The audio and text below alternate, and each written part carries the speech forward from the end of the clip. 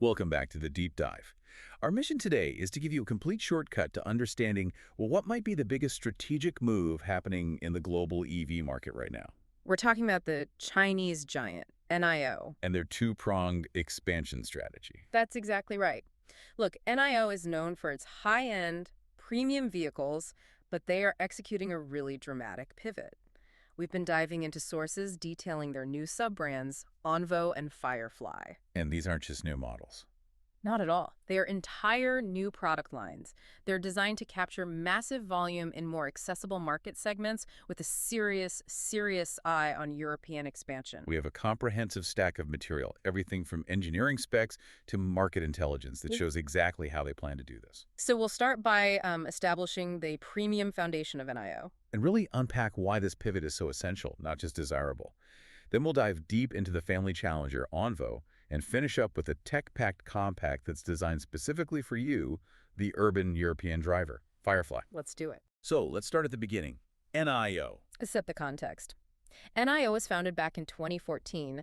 They established themselves as a pure-play, premium Chinese EV manufacturer. And they built their reputation on more than just powerful cars, right? Oh, absolutely. It was really about two foundational innovations. First, their AI assistant, NOMI, and crucially, the proprietary battery as a service system. BOSS, as it's known. BOSS. It lets owners swap batteries in just minutes instead of charging for hours. A total game changer. And that premium foundation is solid. I mean, the numbers are there. They are. By the end of 2025, NIO hit a huge milestone. 1 million cumulative vehicle sales. And they really cemented their place in China's high-end segment with their ES, ET, and EL series.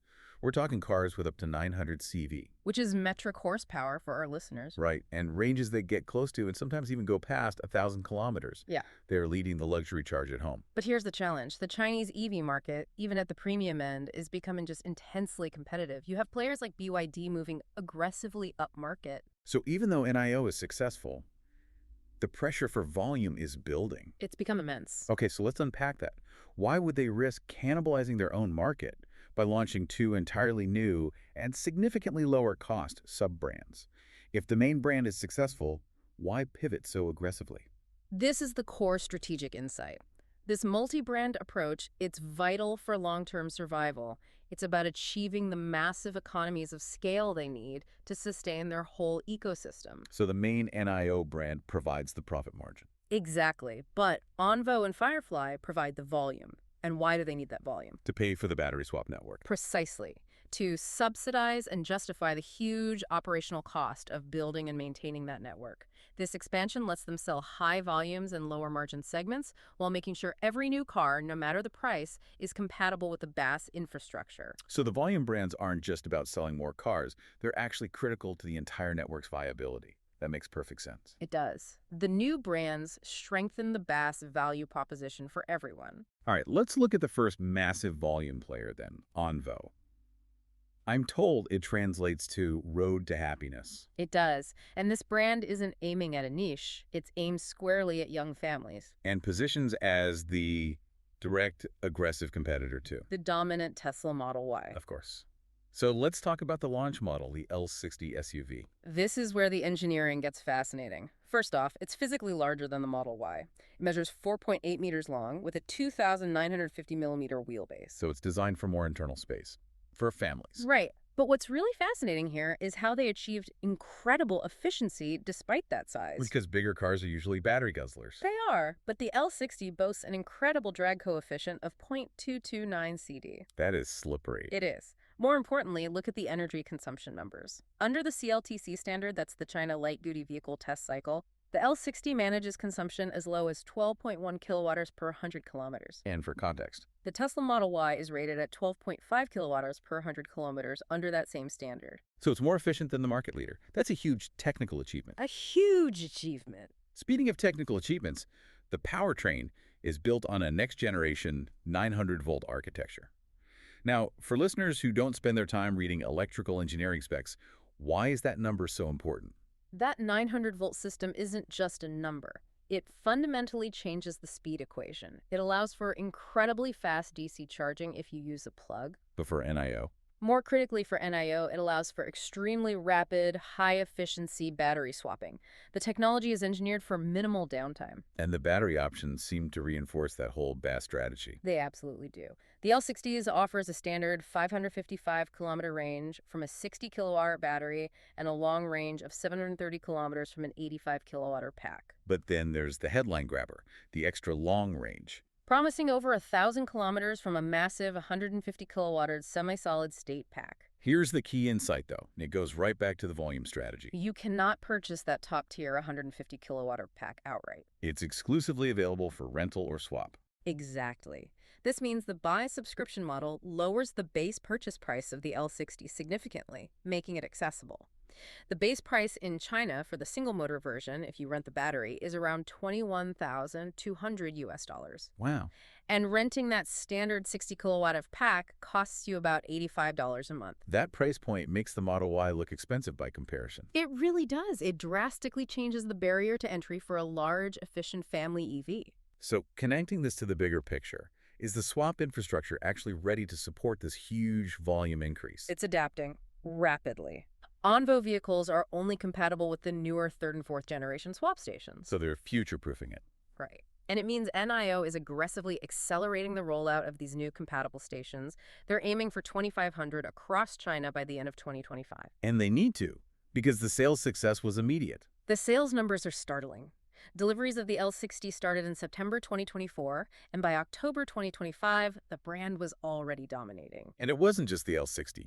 What's particularly notable is that a subsequent larger model, the L90, quickly stole the show. It accounted for 70% of Onvo's weekly sales, pushing the brand to over 5,000 units a week in China. The strategy is working.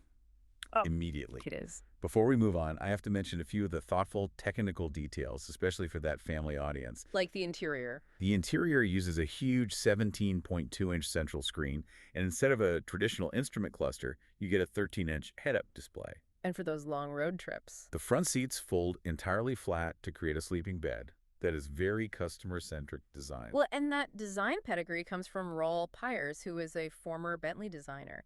It really shows they're translating high-end talent into accessible, high-volume cars. Okay, let's shift focus entirely. From the big family SUV to the smallest car in the strategy, Firefly. This is the entry-level brand, the high-tech urban compact aimed squarely at the European market. So what is this 4-meter hatchback bringing to the table that warrants all this attention? Firefly is a lifestyle mobility brand. Crucially, it was designed in Munich, Germany, specifically for the B segment. The city car market. Huge in Europe. Exactly. It launched in China in April 2025 and is scheduled for a European debut in summer 2025, starting in places like Norway and the Netherlands. And the starting price is key, around 29,900 euros. Okay, let's discuss the specs. How do they translate into real-world use? It's a nimble 4 meters long. It features rear-wheel drive and delivers 105 kilowatts. Which is about 143 CV. Right. And the power comes from a 42.1 kilowatt LFP battery. Wait, LFP, lithium iron phosphate. Why use that specific battery chemistry here when the premium cars use higher density packs? That's a great question. LFP batteries are, well, generally cheaper to produce, they're more durable, and they're safer. So perfect for a high-volume, cost-sensitive entry-level vehicle. Perfect. And it provides a solid WLTP range of 330 kilometers, which is excellent for a compact city car. It also includes V2L functionality vehicle to load. Meaning you can use the car as a huge portable power bank. To run external appliances, yeah.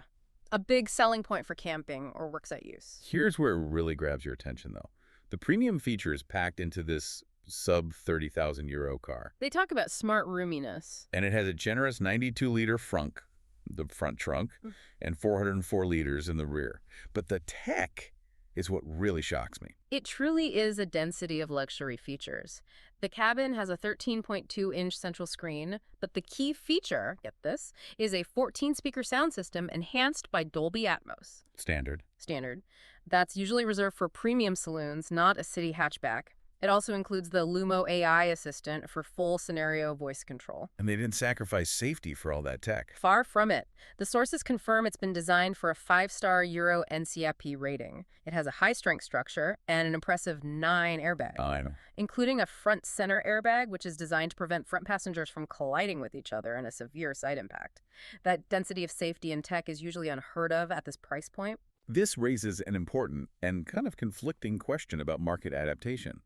Is Firefly going to be purely electric, or are they feeling pressure to diversify? This is a point of significant internal tension. Officially, NIO's co-founder and president Lee Hong-keen has publicly insisted Firefly will follow the pure electric swappable path. He completely rejects the idea of a range-extended hybrid or ERV model. But the market reality is telling a different story, isn't it? It is. Reuters reported, citing sources close to the investor group, that such a hybrid model is being planned, specifically for overseas markets. Like the Middle East, North Africa. And, critically, parts of Europe, starting in 2026. This reveals the strategic conflict. The purists want to maintain that pure EV swappable identity, While the investors and market adapters see the need for a hybrid to bridge the infrastructure gap in some new territories. It's the classic battle between vision and pragmatism. Do you dilute the brand to capture volume sooner in difficult markets? It just shows how serious they are about scaling globally. Even if it means being flexible on their pure EV mandate. Exactly. And that flexibility leads us right to the broader European expansion plans. So let's look at those plans that will impact you, our listener, here in Europe. Well, NIO is already active in established markets like Norway, Germany, and the Netherlands. But the acceleration is significant. They've announced plans to enter 7 new European markets in 2025 and 2026. Austria, Belgium, the Czech Republic, Hungary, Luxembourg, Poland, and Romania. That is a rapid geographic expansion, Yeah. and they're using specific strategies to get that speed. Precisely. They're leveraging distribution partnerships with local experts like Head and Mobility Group and Otto Wallace instead of building everything from scratch. And the crucial part of this rollout. It's the multi-brand launch. These new markets will see the launch of both the premium NIO models like the ES6 and ET5 and the volume-driving Firefly compact EV. So this confirms it. The European push is a massive two-front war. They're balancing that high-end luxury prestige with high-volume, accessible EVs designed for European tastes. It's a comprehensive, carefully calculated attack plan. So let's just summarize our journey through this multi-brand strategy. We have the premium core, NIO, driving innovation. We have Onvo with the L60 and L90, the hyper-efficient family challengers built to conquer the volume segment that Tesla dominates. And we have Firefly, the tech-laden urban compact, designed in Munich for European streets with just an eye-popping set of standard features at a sub-30,000 € price point. They've engineered a strategy to cover nearly every segment critical to future EV dominance. Yep, and the final takeaway that really links all three brands from the flagship NIOs down to the entry-level Firefly. It's the consistent use of that battery swap infrastructure. The bias model, it just drastically alters the economics of EV ownership compared to rivals who only rely on charging. It's a standardized, compelling solution across the entire portfolio. And one that no other competitor can match at scale. That ecosystem truly is their superpower. It's the foundation for all this volume. And I want to leave you with a final thought to mull over. Considering the sheer density of premium technology and safety, that 9-airbag system, the 14-speaker Dolby Atmos audio, all packed into the small Firefly, at a starting price under 30,000 €. Will the entry of this vehicle force other European manufacturers to immediately redefine what the entry-level EV segment must offer in terms of standard features and quality? It raises the bar for everyone in the city car market overnight. Thank you so much for diving deep with us today into NIO's fascinating expansion plan. We appreciate your interest in being well-informed. We'll catch you next time.